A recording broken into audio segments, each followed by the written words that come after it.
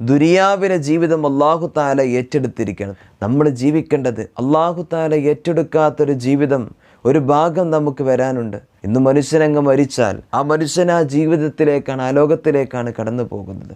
അവിടേക്ക് വേണ്ടിയിട്ട് നമ്മൾ പണിയെടുക്കണം. ഇതിവിടെ അല്ലാഹു തആല ഏറ്റെടുത്തിട്ടുണ്ടെങ്കിൽ വരാനിരിക്കുന്ന ആ ലോകം ഒരിക്കലും പടച്ചു തമ്പുരാൻ ഏറ്റെടുത്തിട്ടില്ല. അത് നമ്മൾ ഇവിടെ നിന്ന് നന്മകൾ ചെയ്താൽ മാത്രമാണ് നമുക്ക് അവിടെ നന്മയോടുകൂടെ എത്താൻ കഴിയുന്നത്. സത്യം പറഞ്ഞാൽ ഈ പരിശുദ്ധമായ റമളാൻ അതിനുള്ളതാണ്. പാപങ്ങൾ പൊറുപ്പിച്ച് നല്ല രൂപത്തിൽ പടച്ച തമ്പുരാൻ്റെ മുമ്പിലേക്ക് നമ്മൾ കടന്നു ചെല്ലാനുള്ളതാണ്.